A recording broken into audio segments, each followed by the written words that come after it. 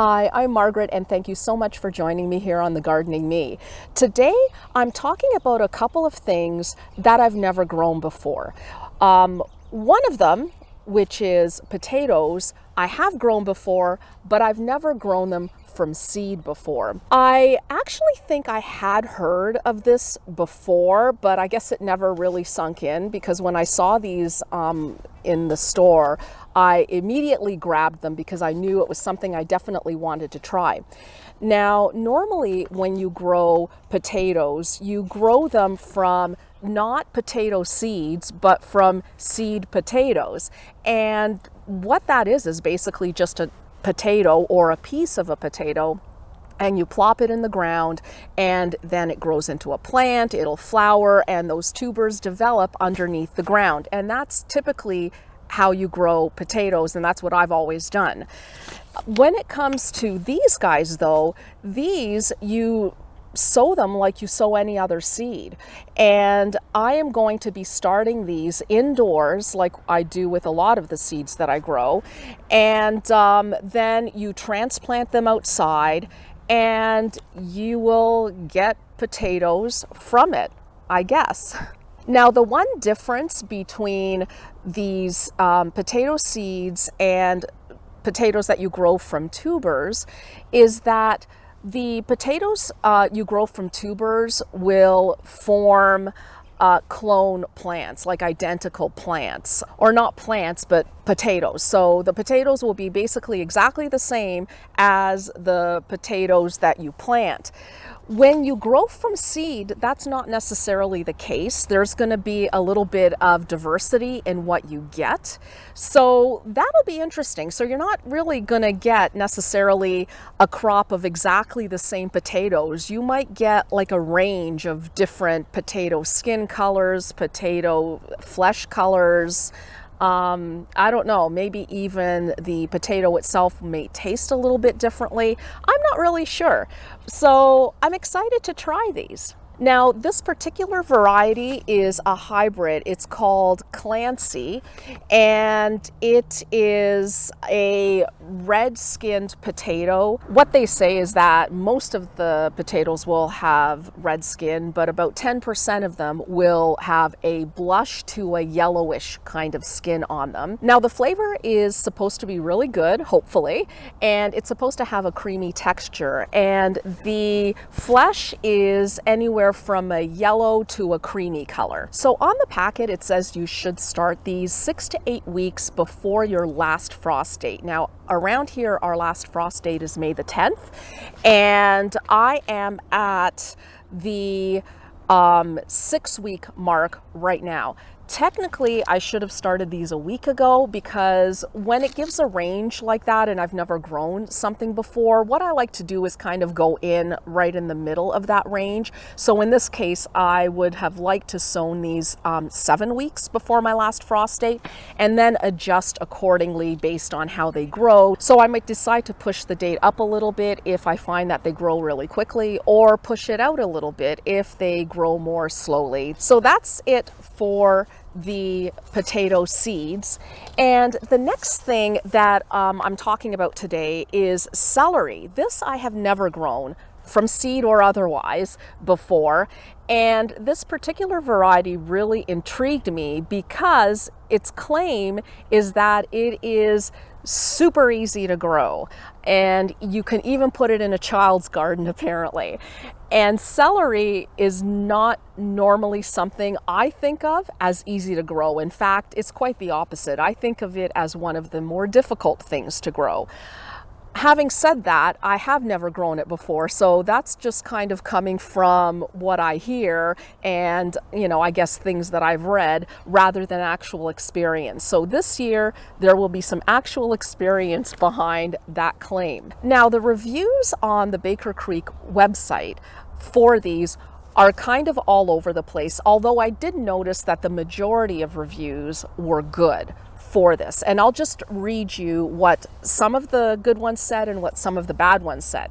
So in terms of the good ones, it says it grows slowly, but once it's established, it's a strong and vigorous plant. Then someone else said, it's definitely my preferred celery for both eating raw and for cooking. Another person said it's beautiful and delicious. And fourth, on the positive side here is, unlike the commercially available green celery, I actually enjoy the flavor and the texture is also more tender. So that's on the good side. Now on the bad side, there were several reviews that referenced that it had a very strong flavor, which I guess that could be good or bad depending on your tastes. Some people may like a stronger flavored celery, whereas others may not. But there were references to it being bitter, and there were also references to it being super slow growing. And one person said they started it in March, and by October, the stalks were only 6 to 8 inches tall and they were really skinny. Now, of course, like when you're growing any other plant or vegetable, a lot of variables come into play when it comes to how well it grows, and in terms of vegetables, how tasty it is, how big it gets, how quickly it grows, right? Everything from, you know, is it in a good amount of sunlight? Is it getting adequate water? Is it maybe too hot for its liking, or is it too cool for its liking? You know, there's a whole kind of gamut of different variables that come into play. So we'll, I guess, see what happens with this one. I'm very excited to try it. We love celery around here. We do really enjoy the celery you get from the grocery store. So we'll see how this one compares. Now, this one has to be sown 8 to 12 weeks ahead of time. And in this case, I did do it at the halfway mark, where I sowed the celery seeds at the 10-week mark before my first frost date. So I actually did sow those a few weeks ago on March the 1st. I did videotape the whole process, but I didn't have an opportunity to edit it and put it online. So I'll do that now. And what I am going to do today, after showing that video, is I will be potting up those seedlings into individual containers. Okay, let's take a look to see what these potato seeds look like.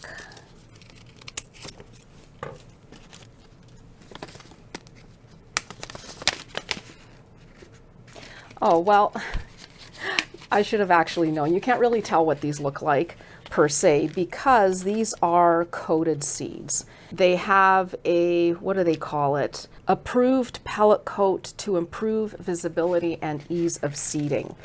I think normally this might like be a cornstarch based thing. So there's not a lot of seeds here.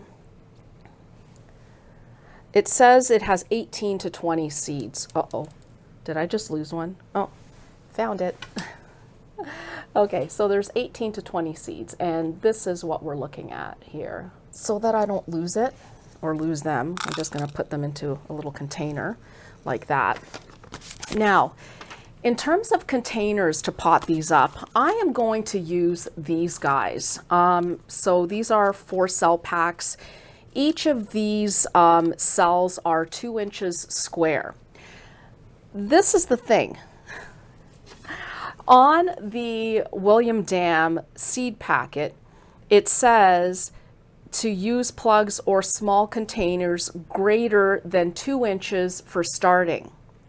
But then when I was kind of looking to find just other information on this, you know, just to see what everyone else said, on the West Coast Seeds website, it said that you should not use containers that are larger than 2 inches, because the plants may then start to grow tubers before you transplant them outside, and you don't want that. So this one says greater than 2 inches. That one, the West Coast Seeds, says less than 2 inches or not greater than 2 inches. So I'm going with 2 inches to be on the safe side. Hopefully this is okay. Now, in terms of sowing, this is super easy. So we're just going to fill up our container with moistened soil. I'm using the ProMix seed starting soil. It's ProMix HP is what it's called. Now, I do still want to do some regular potatoes in the bed, but I'm only growing one 8x4 bed of potatoes, and typically that's about 24 tubers that I use for that, because I do space them, you know, a little bit close. Now, this has up to 20 seeds, but not all of them may germinate.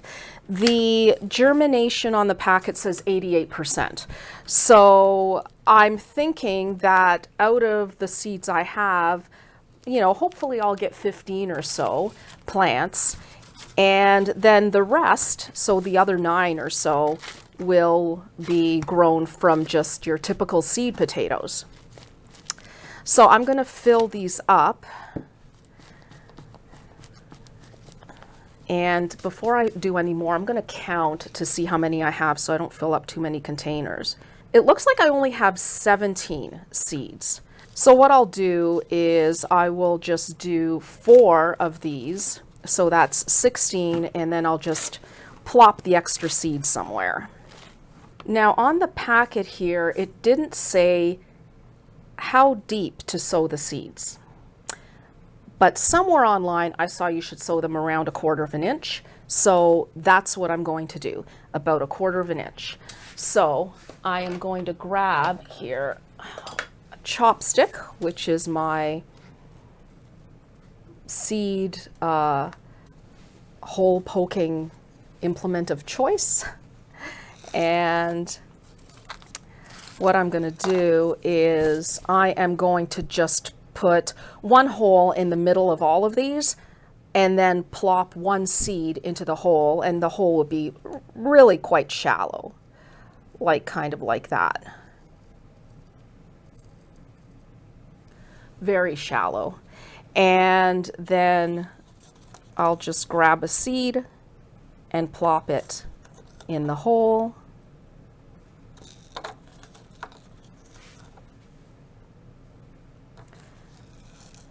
Whoops. And then just cover it up.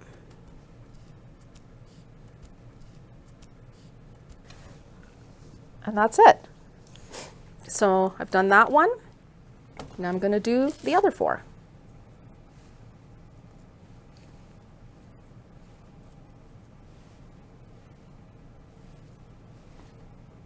And there's my extra seed, so I'll just kind of put it off to the side here, like that. And the only thing left is labels. Just gonna do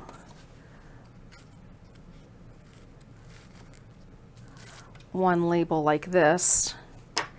And I think for the other ones, I am going to do the masking tape on the side thing. This way I can see exactly what's in here when I'm looking at an entire 10-20 tray of seedlings. I'll know what this is, but I really don't want to have to use a label for all 4. So that's what I'm going to do. So I do like doing these labels because then I also use them outside when I'm planting so that I know what's planted in there. And since I'm only growing one variety of potato, I don't need to put the variety of potato on here. I'll just put potato, and that'll be good enough. Even though I have dampened my soil, what I often like to do, and I don't know if I showed that on the last couple of videos that I've done, is I will bottom water these before I put them under the grow lights or on the heat mat, just to make sure that the soil is saturated all the way through. So I'm going to do that with these guys here.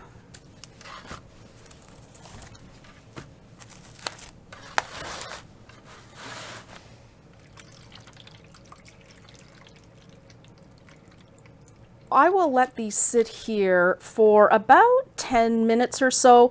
Usually you can tell because the soil on the top gets a little bit shinier once the water has wicked all the way up. And after that, I will be placing these on the shelf underneath the lights.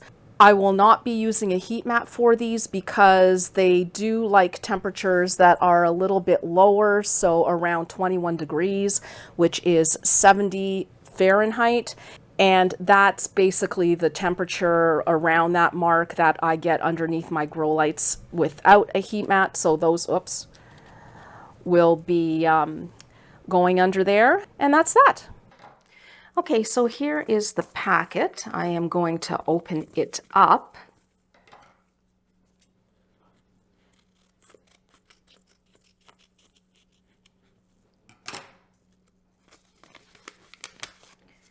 Ooh, seeds are tiny. Let's give you a peek at what they look like. So those are the seeds here. So pretty tiny. So what I'm going to do is I am going to sow a bunch of seeds in this kind of little container. This is actually a quarter of a 4-cell pack. I just cut a few of them and just into 1 cell because I kind of find this size handy every once in a while. So what I'm going to do is just fill this up here. And I have a tray here that I'm going to use for bottom watering. I'm going to take a few seeds. Now, the Baker Creek packet indicates to sow these 1/8 of an inch deep, but I also read that celery needs light to germinate. So I am going to surface sow these, and that means just taking these seeds. I don't know how many I have here, but it kind of looks like a little too many. So I'm going to put the last little bit back. Surface sowing is you basically are sprinkling the seeds right on top of the soil. You're not covering it up with soil. I am going to spray the seeds with some water so that I get much better contact with the soil itself. And then the last thing I do when I surface sow is I add just a tiny bit of vermiculite, which will help keep the seeds moist until they germinate. Then I give a last spray because the vermiculite is very dry. And of course I need a label.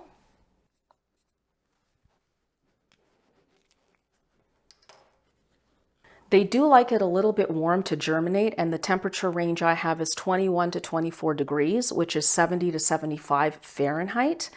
And they should germinate in about 2 to 3 weeks, which is quite a long time actually. I was actually just about to take it downstairs and I realized I hadn't bottom watered it. So even though the soil is moistened, I like to put it in a little container of water and get it completely more or less saturated. Usually I don't have to water it again until after it germinates, unless it's there for quite a while. In this case, I may have to because 2 to 3 weeks, it's not going to stay moist for that long. So here is what the celery looks like now. So it's been, what, 3.5 weeks or so? And we did get quite a bit of germination, so that was great. And I'm going to be potting these up into one of these 6-cell packs. Now, I am not going to keep all of them. I think there's a few more than 6 in here. So I'm going to move this out of the way because this is seed starting mix, and what I want to use for potting up is potting mix. It's a little bit heavier and it has some added nutrients in there. So I am going to swap this out for some of my potting mix. Okay, so here is my potting mix. I'm just using ProMix general purpose potting mix here. And I will fill these guys up. Oh, you know what? This is pretty dry. I'm going to add some water first.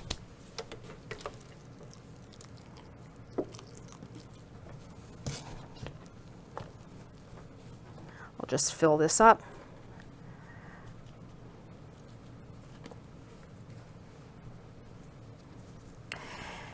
And I am, take that aside. So I'm just gonna take that out. Oh, and you can see some roots underneath here. I don't know if you can see that or not. So yes, it's definitely time to pot it on here. I read that these guys are not too terribly upset when their roots are disturbed. So let's hope that's the case. I'm trying to figure out here which ones. I want to keep obviously the largest ones. They're a little tiny bit tangled in here. So I'm going to start, I think, by kind of breaking it in half like this. I'm going to set this on its side here. And here's a nice one right there. That guy here. I'm going to take that one. Oh, one of them kind of fell off to the side there. So I'm going to take that one, just make a nice hole in here and put it in. Might add a little bit more soil on top there. It's a little bit floppy. I'm wondering if you can bury the stem a little bit on these. I do that a lot with brassicas, like kale and that kind of thing. If I have a little bit of an extra stem, I'll actually bury it. And they do really well with that. I'm not sure if you can do that with celery. So this guy here is teeny tiny. I'm just gonna set that aside.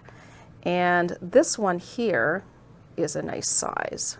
Woof, I'm gonna leave that. This one here is a good size there. So I'm gonna put that one in here. Just gently press the roots in. This is delicate work, actually. This is very delicate work. You know what? I think I am going to bury the stem just a little bit. Anybody that's grown celery before, let me know what you do when you transplant, whether this is okay or not. So I do have this little guy here. I'm just going to keep that aside. I'm not sure because I have a couple of really nice ones on this clump here. So I'm going to take this one here.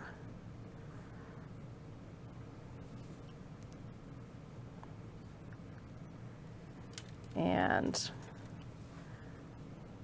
I have, let me see, 1, 2, 3. Yeah, I actually see the 4 I'm doing. So I'm not, these I'm just going to set aside there. And I'm going to do this guy here.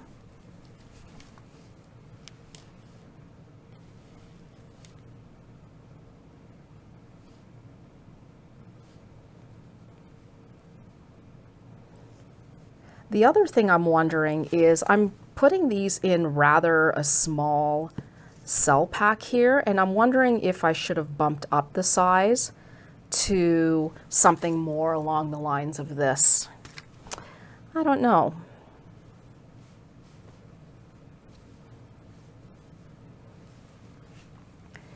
And there's some really nice ones here. There's a nice one here. I'm just trying to gently loosen the roots so that I'm trying as much as I can not to break the roots. When you're growing something new, that's the thing. You kind of do what you think is the right thing to do. And often it is the right thing to do and you're golden, but sometimes it is not the right thing to do, but you always learn. That's the thing, you always learn. So I'm transplanting these and I'm burying a little bit of the stem just to give them a little tiny bit more stability here. And if they don't do so well, then I'll know next time, hey, maybe I shouldn't have done that. If they do really well, then I'll know for next time, hey, do that. It works out great. Okay, there. So when I'm transplanting things, Number one, make sure the soil is moist before I transplant. So I generally water my seedlings every, I think, couple of days or so. And these were watered yesterday. So the soil was nice and moist because that makes them a lot easier to come out. And it also results in less breakage of the roots if the roots kind of get stuck on dry bits of soil.